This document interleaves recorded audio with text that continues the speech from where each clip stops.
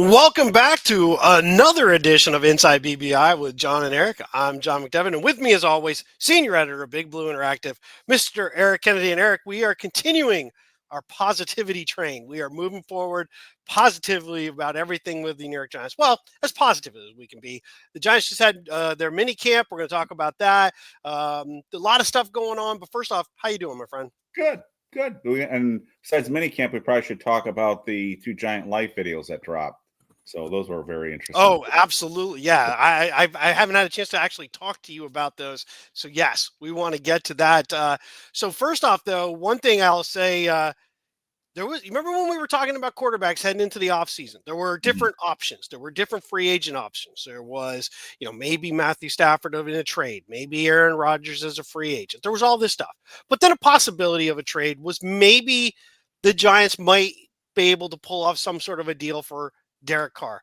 Derek Carr retired over the weekend, so the Giants avoided disaster with that whole thing. So it's been crazy in the quarterback world when you look at some of these other teams and the way the things have changed with the Giants. So as we went into the minicamp this weekend, the Giants have technically 4 quarterbacks on their roster at the moment.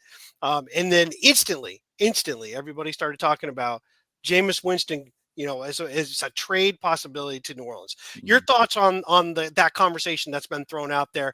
Where do you think the Giants might stand on that, or your thoughts on what you would do as far as that goes? Well, my original plan, remember, in the offseason going way back months ago, was to pursue Derek Carr. So that, thank goodness the Giants. That was my plan A for the Giants. So thank goodness. I mean, that would have messed that is.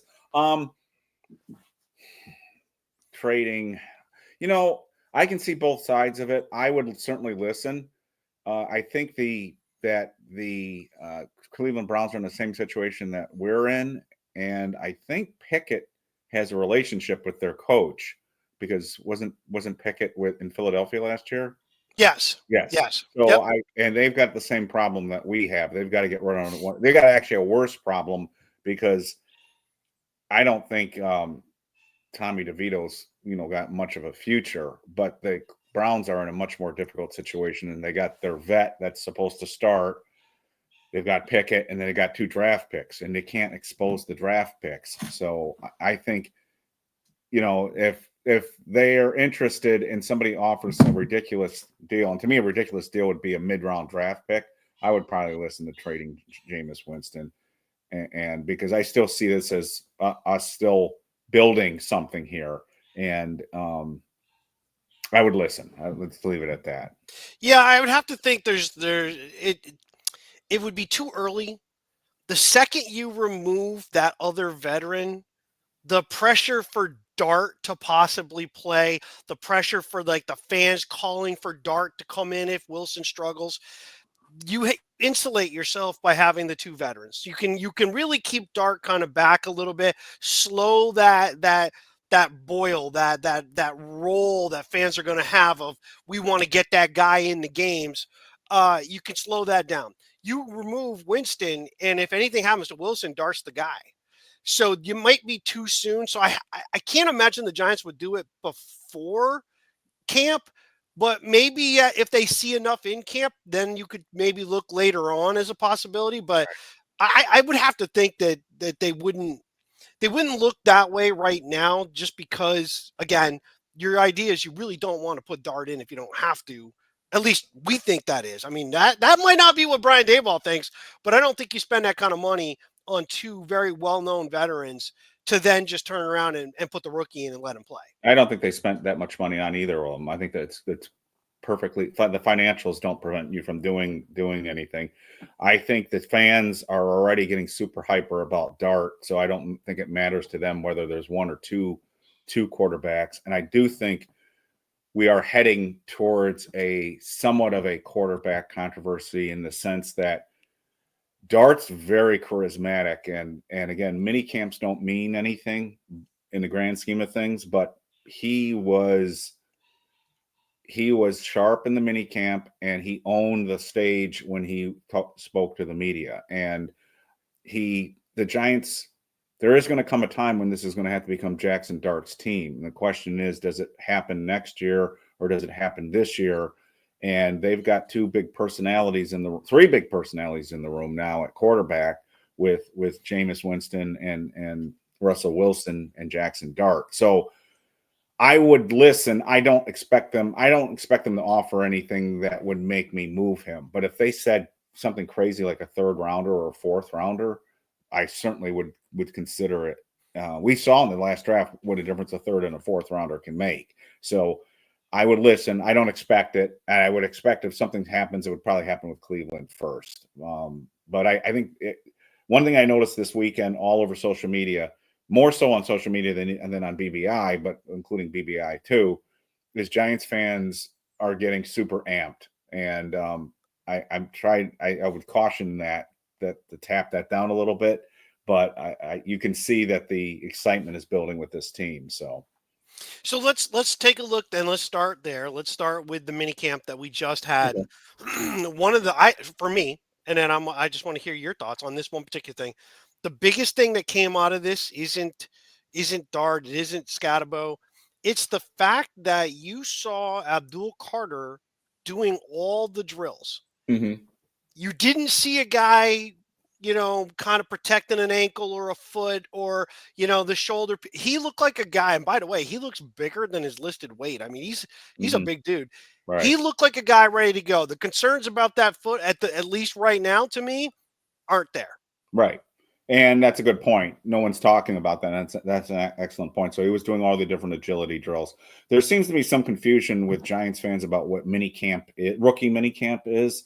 And rookie mini camp for decades has been a orientation session for the incoming rookie class, both the draft picks and the already signed undrafted free agents. And it also has been a mass tryout period for players who did not get signed after the draft or drafted and see Right. if they can. So the Giants did actually sign another tryout player today. They signed a cornerback from Mercer. It is TJ Moore, I believe is his Yes. name. Yes. Yep. So and then last year it was Elijah Chapman. So it's kind of cool that they do things like that. And these long shots at least get a chance. So we'll see if he makes the final 53 like Chapman did. But that's all this is. And it's not training camp. It's not even OTAs. So the one difference between rookie minicamp now and the ones in the past is that the incoming draft picks, except for Jaxson Dart, don't practice in the 7-on-7 drills. They do the agility drills. So what you're referencing, what was a really good point, is that Abdul Carter did all the agility drills and the sort of the one-on-one stuff in terms of, when they're doing things like pretending to do special teams and things like that. So, and you didn't see any issues with the foot. They weren't sent, it would have been kind of scaring people if he'd been sort of sitting on the side, not doing anything. So that Right. was an excellent point. So, Yeah, so that to me was a big deal to be able to see that, and not just to see him doing it, but he did it well. Like yeah, you can see the athleticism with that guy. Again, let's not go overboard. They're not tackling anybody when nobody else is trying to stop them, right. but just pure athleticism from him. You can see the difference between him and when you watch Kayvon do some things. Kayvon is just a little stiffer, and you've got a lot more flexibility, more fluidity with an Abdul Carter, and that was nice to see. So, what are your thoughts overall? Give me your impression of what this weekend, what we saw, kind of the words coming out. You've already talked about Jaxson Dart and the way he All handled right. himself, but I mean overall, the impression of not just the rookies themselves of the draft picks, but the undrafted guys. I think it was a really successful camp in two senses. I think again, Dart did participate in 7-on-7 drills, and he was super accurate. And people are going to say, big deal. Eli Manning was a train wreck in his rookie mini camp. He was so bad as a rookie mini camp, there was quasi panic in the media and in the fan base. It was less in the fan base because back then, again, the internet and all this wasn't as big a deal Right. as it is now with social media. But there was legitimate panic about how bad Eli Manning. Dart was near perfect, including on a day on the second day, it was extremely windy. They had 30-mile-an-hour wind gusts, and he was still throwing bombs down the field. And I thought the other interesting thing, again, don't make too big a deal out of it, but all the wide receivers that they signed after the draft all made sort of flashy plays. So it was Daquan Feltons and the Juice Welleses of the world, Bo Collins, and then the slot receiver that they signed from Gardner Webb. They all made plays, and that was interesting. And I thought there were some really good comments from the Giants staff themselves on their programs. Matt Sytak and Paul Dottino, who are closer, they can stand closer than the reporters do, and they can see things better. I thought there were a couple.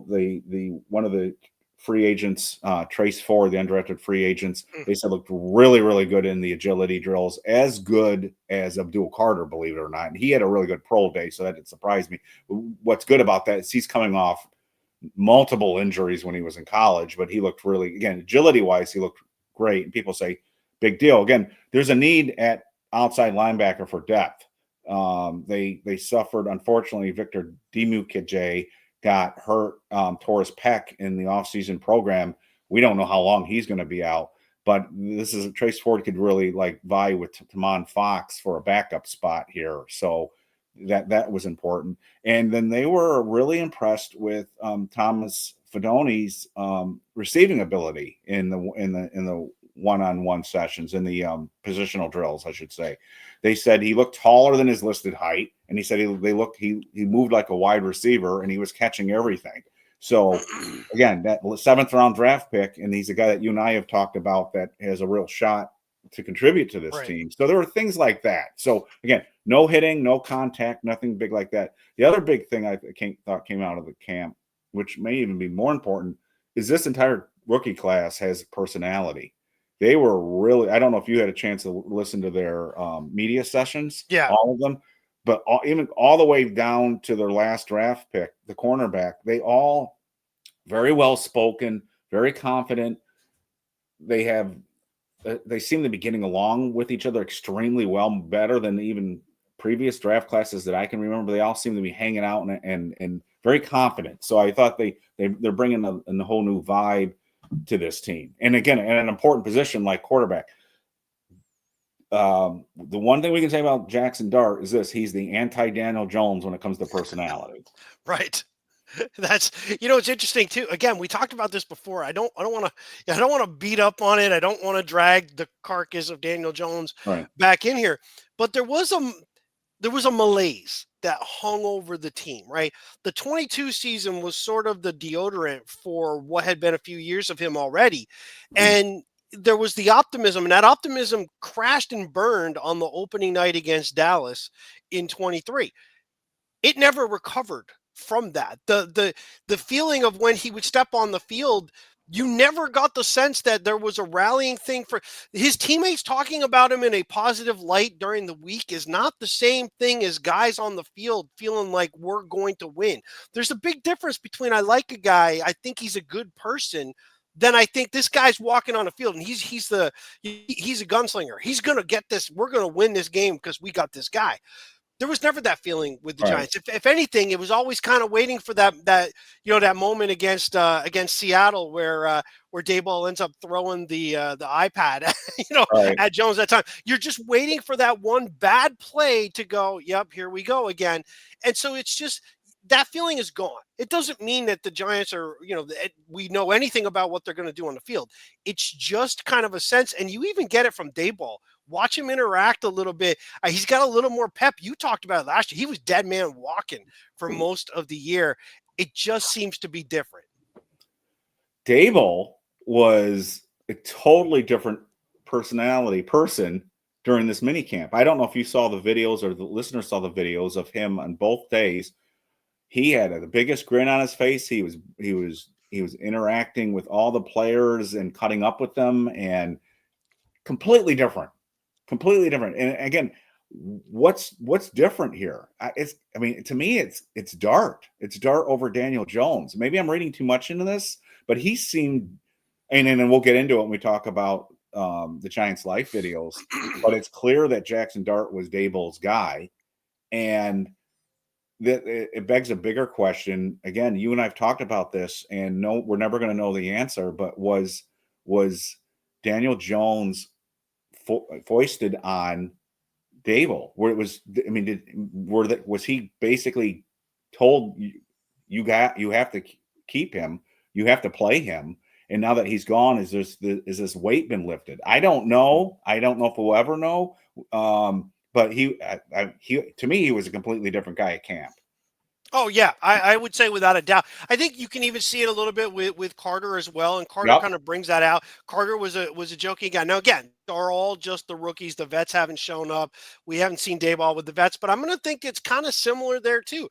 Don't forget the Giants have continually over the last couple of years changed out a big core of the team. This is the first year I think with Daboll here that they really brought back, especially and we joke about it, especially on the offensive side, they brought back most of the guys, right? Which Mhm. tells you they feel like the one person that was really holding back the system was the quarterback. So they brought back a lot of these guys. It doesn't mean they're all the best, but sometimes you have to kind of play with your numbers and do what you think is going to work. So you got an offensive line coming back. You got most of your receiving core coming back. You've got your running backs coming back. You draft a guy now at running back. You brought your tight end back in. You draft another tight end. So you've got this stuff. You can feel the excitement. It'll be interesting when you mix it all together. But I agree with you. Daboll was he just seemed different, and it definitely. I think you can. I don't think you can say it enough. Like I don't think you can overestimate or overstate the fact that I think Dart is the difference for him. That's the guy that he wants. Doesn't mean he's going to play right away, but Right. that is the one he wants to work and develop. And we'll see where that goes. But that excitement is there. Well, there's an interesting dynamic that's starting to build here. So Russell Wilson is doing and saying all the right things.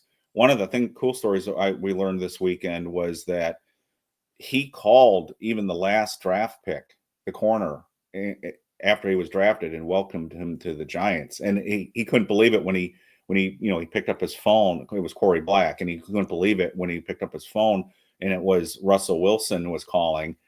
And so Russell must know at this stage, he's no dummy. He knows he's not long for this team, but he's still playing the good soldier and doing things that I never heard other Giants quarterbacks do. I don't remember Eli or Phil or anybody, stories about them calling the last draft pick on defense and saying welcome to the team. So there is an interesting dynamic, and part of Daboll's happiness now is again the offseason program has begun.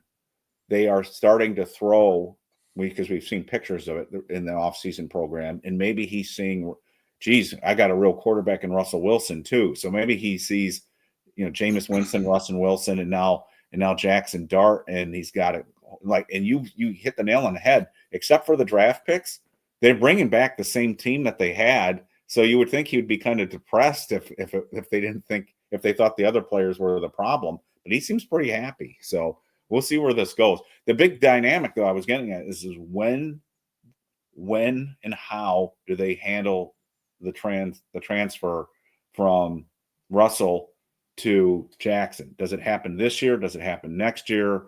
And how does that happen? Again, we saw this a little bit with you and I went through this with, and a lot of Giants fans went through this with Kurt Warner to Eli, but it's a little bit different this time. So we'll see what happens. Yeah, I mean, the biggest difference of all of that particular thing is that was Tom Coughlin's first year. Right. So, he had the benefit of we were not really they weren't expected to win. He had the benefit of I'm trying to go as long as I can before I don't want to put this guy in when he's over his head. And the Giants put him in with a winning record, by the way. They were 5-4. They were struggling a little bit offensively, Mhm. but they had a winning record. And quite frankly, they had teams that they were coming up on that I think if Kurt Warner was still the quarterback, they probably win 2 or 3 more of those games. But that goes back to the point that a lot of guys make in a lot of folks, sorry, a lot of folks make about those meaningless, you say it all, the meaningless wins. Mhm. The Giants were coming off a losing season. There's no such thing as a culture win at the end of a year when you start out 5-4, winning a few more games when you're delaying the inevitable of the guy on the bench who's supposed to be playing. Right. So you might as well put him in. It doesn't matter if you win a couple of those games. In fact, it probably benefited the Giants slightly that they lost some of those games, and that helped them, kind of go into the offseason. They were able to pull in some when we know the class that they pulled together in free agency that year, which was a lot of fun. So you could see that it's different though. For this year, Daboll's coming off. 2 consecutive losing seasons, and they were downward seasons. We went from a 9-win team in the playoffs to a 6-win team to a 3-win team. I mean, it's got to be much better than that. So I think the delay will be a little bit, but the pressure will be on if Dart looks good. Yeah, and it's hard not to look at this and make correlations. Wait a minute.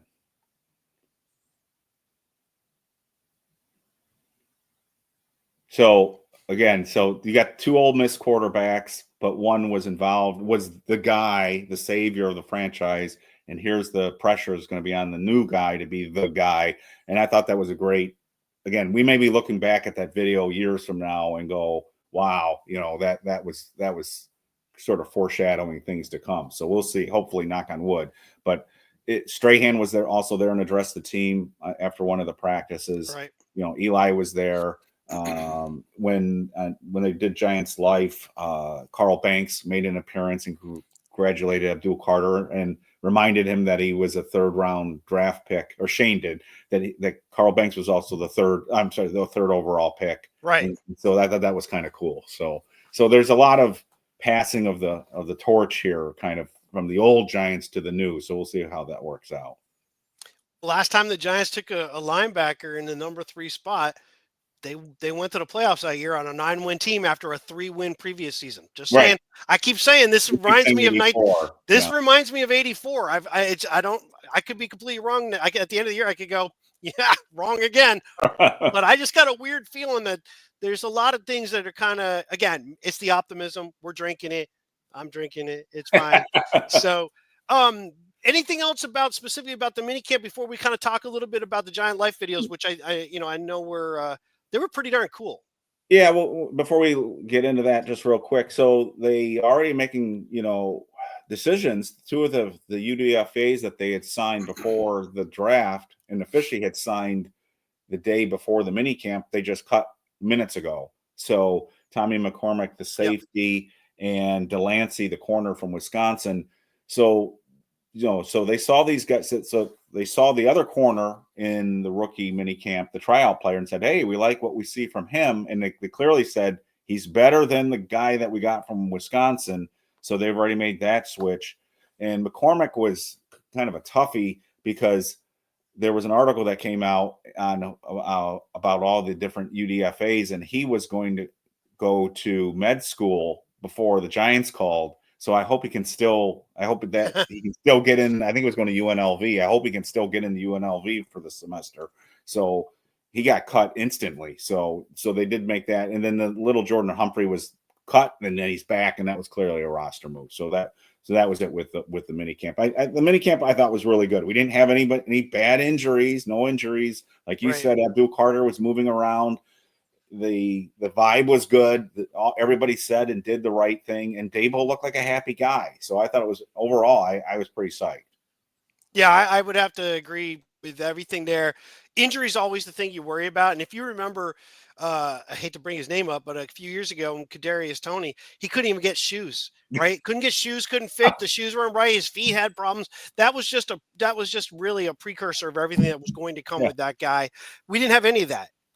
Everybody seemed fine. They juggled the roster a little bit. And then honestly, too, the one that you brought it up, and I won't mangle his last name. I'll just go with Victor. That's a tough one for him because, quite frankly, he had a good opportunity to make this team. And Chase Ford now coming in, if Ford can be the guy, you save money instead of paying that vet more money than you would pay the undrafted rookie coming in. And the Giants will juggle some of that money. The money decisions are going to decide the bottom of the roster for sure. Right. So a guy like this is a huge opportunity for Ford. And it could potentially be a very difficult and costly injury for Victor. Yeah, we'll see. He was on one of those low end deals for a veteran, and they do make more money, but it's not that big a deal. So I hope he doesn't end up on IR already. I don't know. Those pec injuries can be season enders, right? But we're in May still, so maybe he can still make it back. So we'll see. All right, so let's switch gears and let's go to the Giant Life videos, which were eye-opening and fun, and honestly, they were so much about last year of what you wish Hard Knocks really would have been more just about versus the other shit. This was good stuff. Well, what was your reaction to this? Wait, I'm not worried about them as much as is Cleveland coming up at some point I don't know where the Saints are going to come from. Specifically, if it's a quarterback and you're weighing what do you want to give up to take the player, it's a quarterback. So if you're right, a lot of times it really doesn't matter what you give up. I mean, we can get it done in 2 picks with Denver. I'm just trying to see if we wait, trying to get as much information as we can. But Pittsburgh's a quarterback needy team, but they're looking to move back too. So nobody's going to remember a 3rd-round pick if you're right. So you guys are convicted in him. You believe in him. We did the process. He checked all the boxes. Let's roll the dice. Roll the dice. so what was your reaction to that clip? I think my first reaction was I think a lot of people overreacted to the very end of that, which says, this is your guy.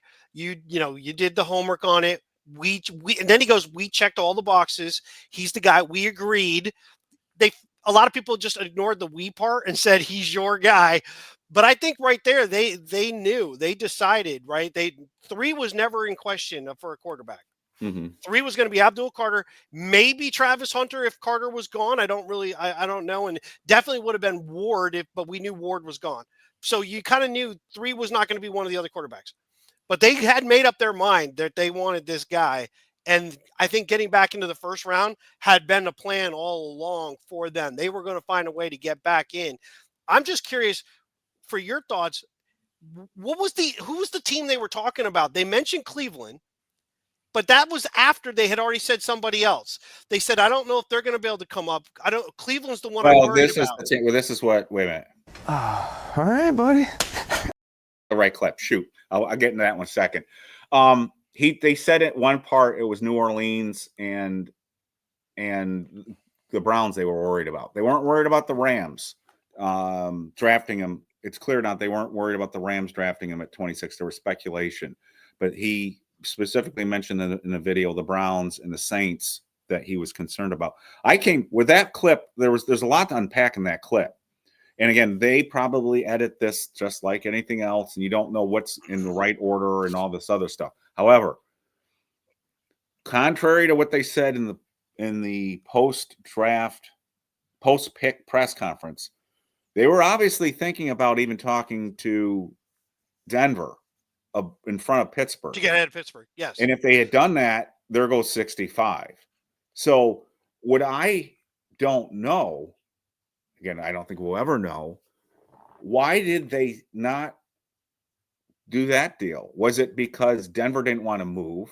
Was it they felt like rolling the dice and seeing how it played out? Now he thinks Pittsburgh is going in a different direction, but in that clip he specifically says we've got something in place with Denver, but they didn't do it. You and I, when we were doing this live, we were saying if they're going to trade, it's probably going to be at the Denver pick because it was right before Pittsburgh.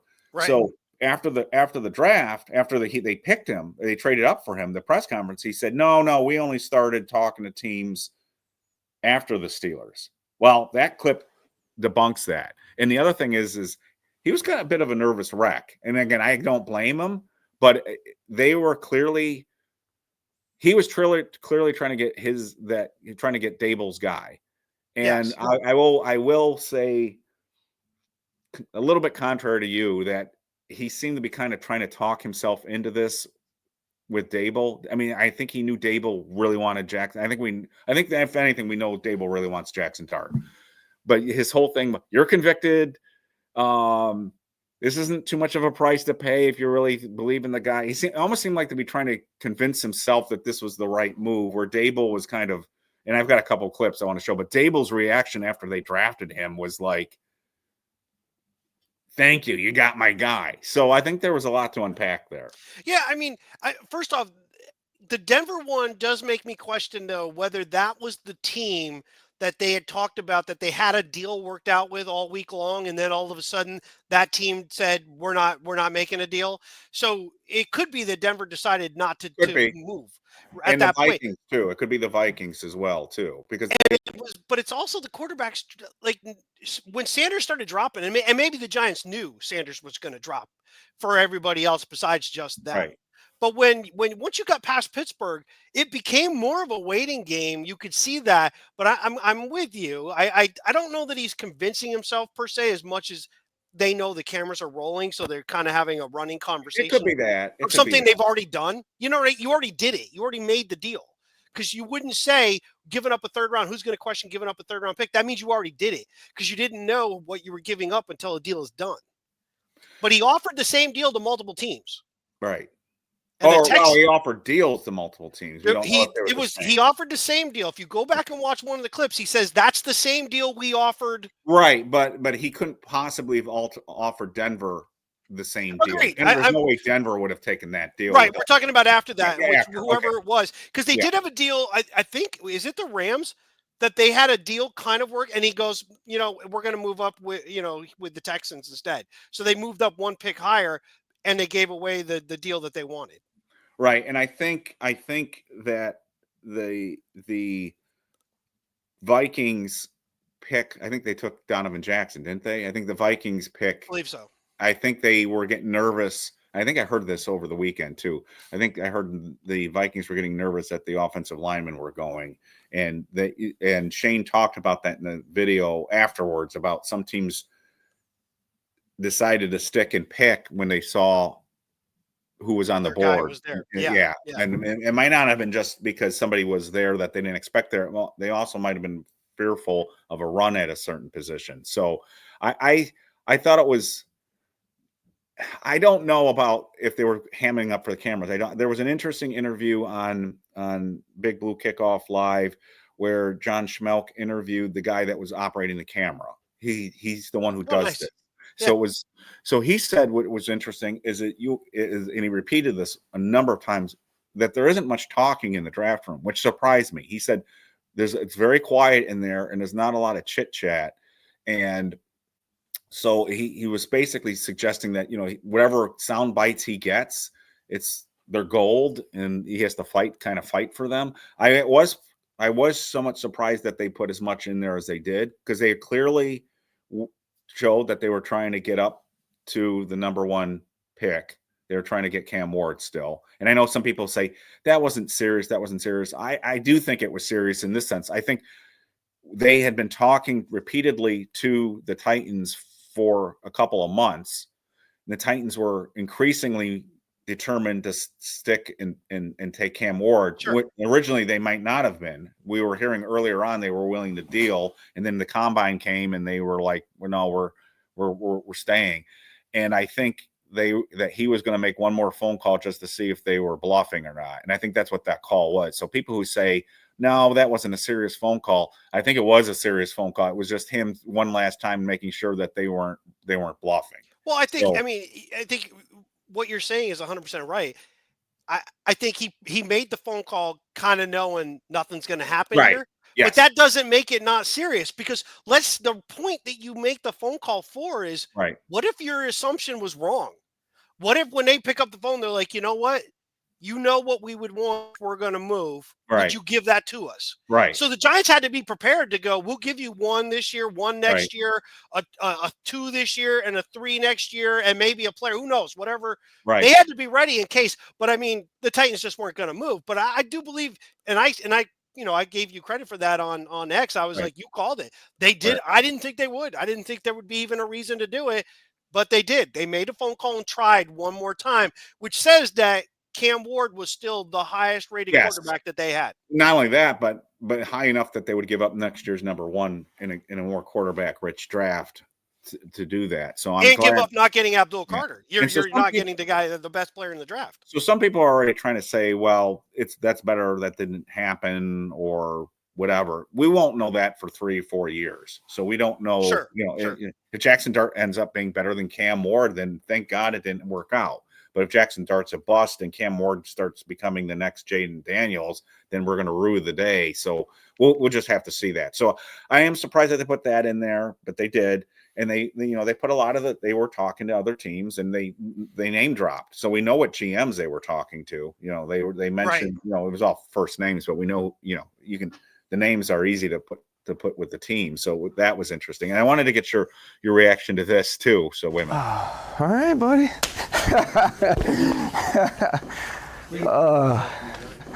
Me. Good going. So what I was really watching in all these clips was I was really looking at Brian Daboll. And Brian Daboll's the force of his, Yeah, it was class, pretty and solid. then his sort of like, he's got his game face on. He's got he's got his tough guy. He almost was like he was like F yeah, and again we saw it here too. Yeah. Oh my God.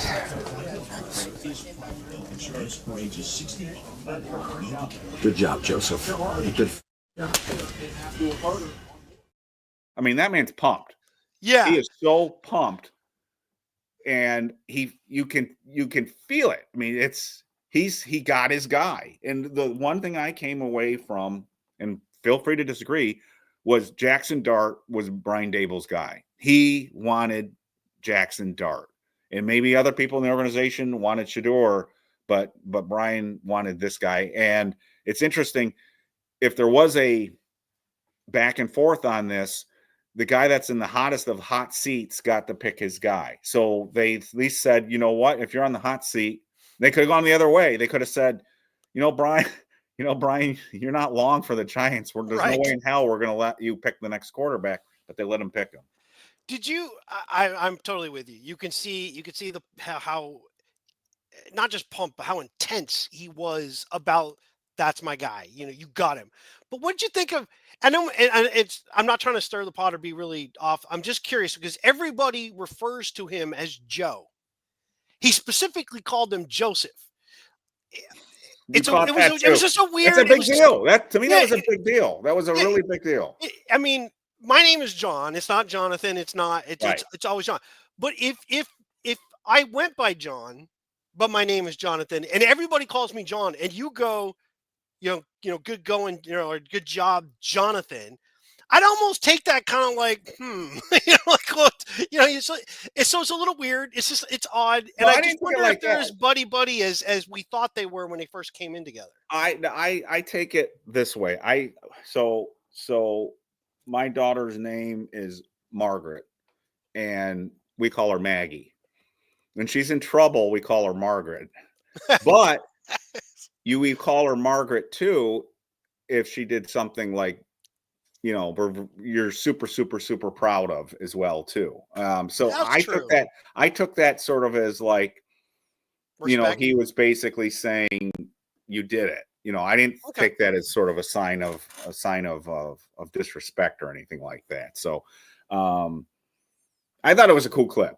I think I love that. Someone who can sell that shirt. Somebody said it on the website or on Twitter. Somebody said that I want a shirt that says good job, Joseph. Good fucking job, Joseph. So I thought that was exceptionally telling, and I thought it was telling. I didn't want.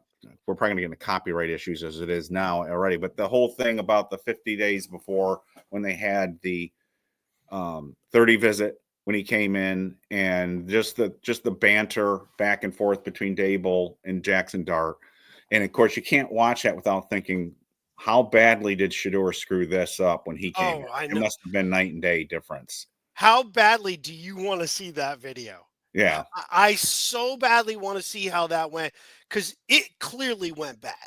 Yeah. I mean, the rumors that came out, and when little things like that, you could say, oh, that was just somebody's trying to knock him down a little bit. Well, he went to the 5th round. So there was obviously more with other teams besides this. So I want to know, the little bit that's leaked out, how bad was it really? How much worse is it than we even know about? Right. And because you watch what they do, right? And it's kind of weird. There's one scene, and I still don't really even understand what Daboll was asking Dart to do at the. He goes, "This is your last one." He gives him this thing. He goes, give me the toss. And I'm thinking, there's probably only one possible answer. If he picks anything else, you'd be like, what the hell just happened? Right. Well, you're giving him some of the other stuff, right? It was kind of funny. Give me on this play, what does, who's going to run the curl? And he's like, and I'm just making it up now, but he's like, oh, that's the why. And who does it? Well, once you eliminated like 2 of the receiver positions, you pretty much can the rest should fall in place. How badly as a quarterback must you have done in this thing that you couldn't give it back to these guys. It's one thing when they're just peppering you with, if we do this, who's the one guy we can't account for? And they'll be like, okay, it's this. What would you do if you want to, if we need to slide the protection, what are you going to do? You're going to call over. So you get all these things. I get that. Those are things that they gave them ahead of time. And now they're giving you, what do we call it? How would we do it? Right. And they give it back to them. But some of this other stuff is just like patterns. Once you got one or two of the receivers, if you got the rest of them wrong, I don't know what you were paying attention to. So Shedeur must have been really off. My guess is Shedeur didn't really understand what that was going to be. So Jaxson said he had seen clips. He didn't watch the show, but he had seen clips on TikTok of Daboll quizzing people in the previous year when they were at the combine. So he said he kind of knew what was coming. Shedeur didn't do his homework in the sense he didn't try to find out what this was going to be about. So I bet you kind of blindsided him a little bit too. And he just, again, we've talked about before, he treated this sort of as a recruiting trip. What are you going to do for me? Right. Rather than what am I going to do for you? So I just think it's very interesting. There's a bunch, the big picture things I came away from this were two things. One, it didn't seem to be as planned as I thought or was hoping it would be in terms of the trade up, because again, they were still obviously thinking, should we trade up before Pittsburgh?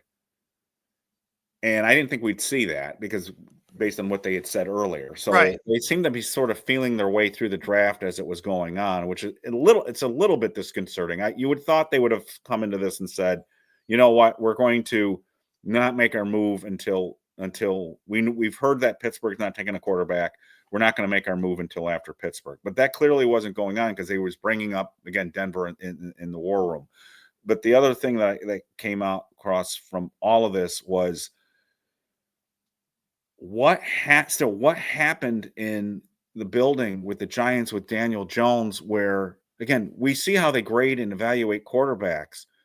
So, and we can see how excited Brian Daboll is with Jaxson Dart. And we can see how excited Brian Daboll was even working with the rookies last year at the combine when the camera worked. So what happened? I mean, they had Daniel for a full year before they re-signed him. I keep bringing this up. Why did they re-sign him? They knew what they had in him. So I still don't get that. I still don't understand why they re-signed him. I've heard the rationale. Gary's talked about it, and others have talked about it too. They had to re-sign him. They won a playoff game. They had no other choice. Well, yes, you do have another choice. It would have been uncomfortable. It would have looked bad, but it would have been the right thing to do. We all agree right now, right, that re-signing Daniel Jones was a huge mistake. Oh, sure. Anybody out there that thinks otherwise. So don't tell me they couldn't do otherwise. They could have done otherwise. So that when I watch this, I still think, oh, these guys seem to have an idea what they want at quarterback. Why did they hitch their wagon to Daniel? I still can't get past that. It does make you wonder, who was the ultimate deciding factor on that, especially less of the 23, the 22, 23, so the offseason going into 23, and more of last year, knowing how badly things had gone and how much he regressed before the knee injury. Right. You had a neck injury from previous, a reoccurrence of the neck injury during the season. Poor play up to that point, then blows his knee out against the Raiders. To bring him back and to bring back basically, a Drew Lock and a Tommy DeVito as your only options really that's the part that made you wonder, like, what the hell are you doing? It's one thing off the playoff. I'll give you some okay because you won a playoff game and you're trying not to make it look bad and you're trying to send a message and trying to continuity. But the second year, that's all on you. Yeah, and again, a year removed from, you know what, Russell, we're not interested because we don't want an open competition, to the following year's signing Russell Wilson. So It also says a lot about Russell Wilson, by the way, too, though. Just, do you know what I mean? The Giants turned you down last year, and here you are looking for a job again, and you come back to the Giants, who turned you down. Yeah, I think part of that is he didn't have a lot of choices, but I also think, again, his wife and where he is in his career, I think he wanted to be in New York. I think they've made that clear too. So, anyways, I thought it was interesting. Giants, if you're listening, I don't know if you are, please don't stop with the first 2 draft picks. I tweeted at John Schmelk saying, "Where's the rest of the draft?" I hope they do the rest of the draft with Giants Life, but I'm worried that there's not a part 3 on this. I want to see the stuff on the reaction to when they drafted all those other guys, because they weren't supposed to be there. I would love to see the war room reaction to getting Scadaboo and Darius Alexander and Marcus Bow. I want to see that. So I hope they have that. I think you're onto something. The Scadabo Bow one is an interesting one, because there must have been debate internally, right, of which one of those guys, assuming that they both were still ranked pretty high positionally, right, where they were, that they might have been leaning, do we take the offensive lineman now? They're kind of running, but some of the running backs are going, and then see the reaction of, we were considering Bow, right, at our 4th round pick, and here he is in a 5th round. And they've done that before. We saw on the same Giants Life a few years ago with Schmitz and Hyatt. They had the same debate. They showed the debate they right. said, then that's why they traded up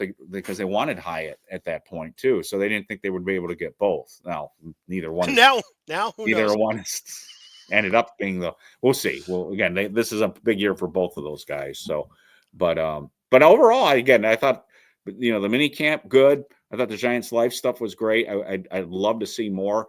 The last thing on the Giants Life stuff is, again, it's too bad that everything is still overwhelming Carter, that overshadowing Carter. Carter is still the headliner here, but we're still talking about Dart. It's quarterback. It comes with the territory. But both guys you can see how they're going to be tone setters. I think Carter on defense, he's very intense. He's much more intense than Kayvon Thibodeau. You get that through the videos. And then Jaxson Dart, we'll have to see how he does on the field, but man, he just gives off this really positive vibe. I don't know what it is, but you can see the difference between him in the quarterback room. And I think that's why a lot of people right now, the reporters picked up on it too. They were all saying, wow, this got a different feel to it. So they were all very impressed with this incoming class. And the reporters that see these guys on a day-to-day basis, comparing it to the other Giants and the current Giants. So, well, with that, we're gonna keep it tight. So we're gonna wrap that up. Like, subscribe, all that good stuff. Wednesday night, we'll let you know the specific time. Eric and I are still talking about, but we will come on live for the schedule release that gets leaked a little early. So we're gonna want. And the good thing is we're not playing Dallas in week 1. The rumor already is that it's Dallas, Philadelphia to open on Thursday night. I like that. It doesn't matter. One of those teams needs to lose, and that'll be great. I don't really care which one it is. Kind of actually want Philadelphia to lose first, just because, Super Bowl champs, we need to lose. But I don't want Dallas to win. It's a tough one. We'll talk about that later. But again, like, subscribe, all that good stuff, and we'll catch you again real soon.